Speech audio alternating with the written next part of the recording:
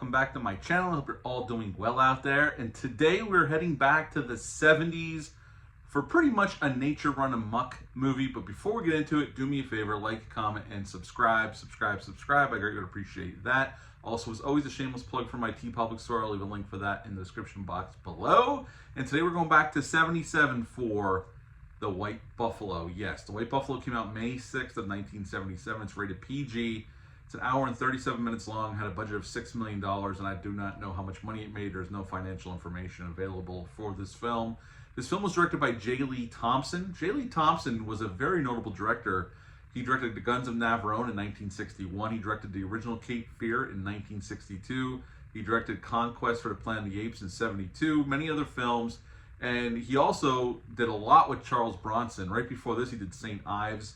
He did this film. He would go on to do 10 to Midnight with Charles Bronson, Murphy's Law, Death Wish 4, and a bunch of other films as well. So they had a shorthand. They definitely knew each other well, and they were comfortable with each other. Charles Bronson's in this film as Wild Bill Hickok.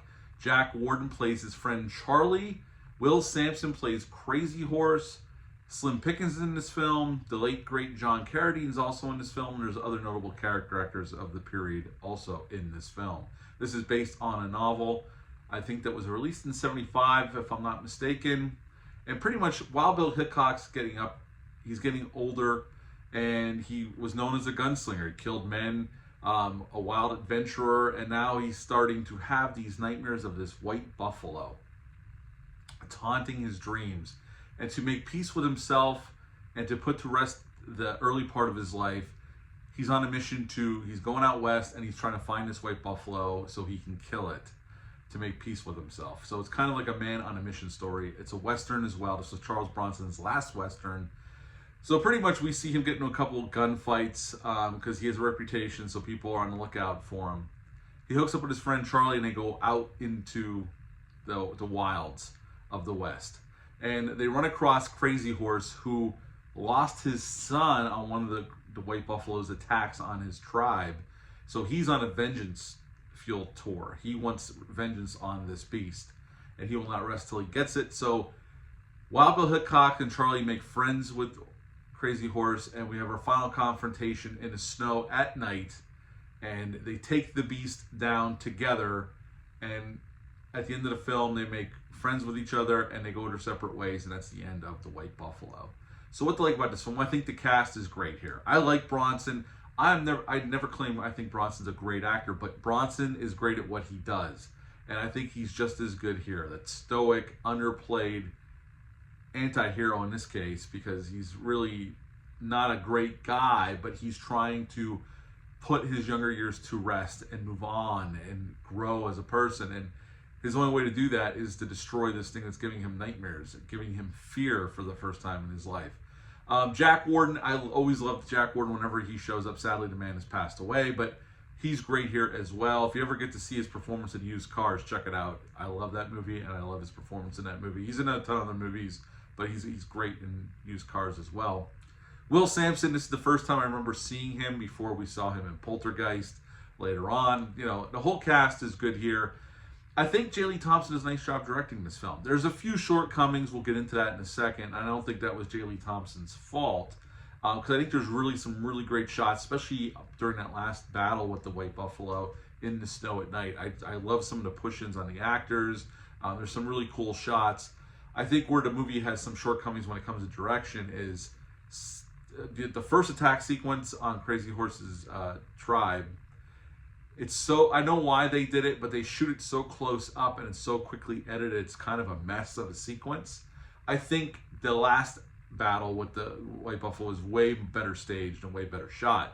The initial one, though, is kind of a mess. It's very, like, really close up. I know they were trying to hide the effects, which we're going to talk about in a second, with just a close up and then cutting the crap out of it. But it just kind of, for the rest of the movie is way better. That scene alone doesn't work quite as well, although it gets across what it needs to get across, of Crazy Horse losing his son, and he's in distraught, and obviously wants vengeance on this beast that's running a rampage through, you know, the wilds of the West. I think the score is pretty good as well, and I like the length. It's only an hour and 37 minutes long, so this movie doesn't It does what it needs to do and gets out. It doesn't overstay its welcome.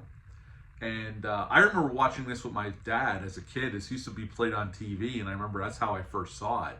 And I'm going to say, Kino Lorber has this out on Blu-ray from a 2K scan from the original camera negative. Honestly, this is the best I've ever seen the movie look. I don't know if it's possible for it to look any better. It looks really good. There's really no special features on here, but it's definitely, if you like this movie or are interested, you can get this on Kino Lorber or on Amazon.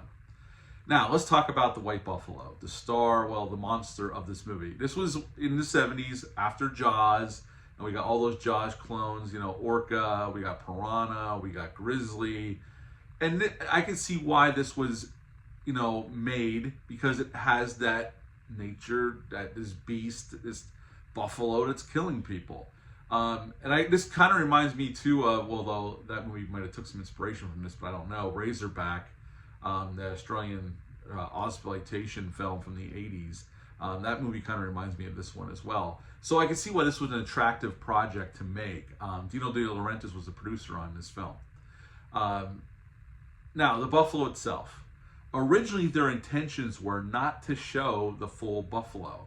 It was going to be over-the-shoulder shots, like see the horns and the head a little bit, but that was it, okay? That was how they originally shot the movie. Dino De Laurentiis took a look at the cut of the movie as they were editing it together, and he was not satisfied that you don't see more of the buffalo.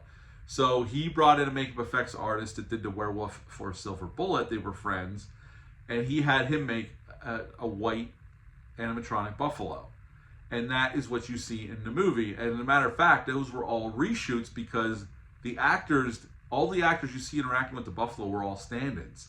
The original actors weren't available to shoot those scenes. So any scenes where you see the main actors interacting with the full-bodied buffalo, it's not really the main actors. Notice you don't see their faces. It's mostly from behind. They're mostly stand-ins because the actors were not available. So, and those were all reshoots after the fact, after the movie was already finished. So the buffalo itself at times looks good. I think during the last battle, it looks good. I think during the initial attack on Crazy Horse's village, even though it's quick cut, you get moments of the buffalo where if you're looking closely, it doesn't look great. I think they handle it better as the movie goes along, and keeping it sparsely throughout the movie was a smart idea. Again, this was 77. They didn't have a ton of money, and they did shoot this a lot on sound stages and on location like Colorado, Arizona, and New Mexico.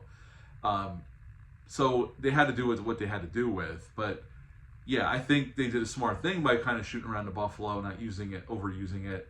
But I think during the initial attack, if you're really looking at it, it looks a little, you know, you can see the bubble gum and duct tape, you know what I'm saying? But at the end of the day, it's the movie I remember from my childhood watching with my father. It's the first time I've watched it in a while. I've had this Blu-ray for about a year. I finally got to watch it. It's the one I've been looking forward to revisiting, and I think it holds up pretty well. It works as a Western and as this men hunting this beast movie, and just like Jaws and some of the other Jaws ripoffs that came after it. And I still think it holds up pretty well between the acting, the directing, and I would give this one an 8 out of 10. 8 out of 10 for the White Buffalo. If you've ever seen this one, leave a comment down below, let me know. Hit the thumbs up, hit the subscribe button, share this video. I really would appreciate that. That's it for this review, but until next time, bye.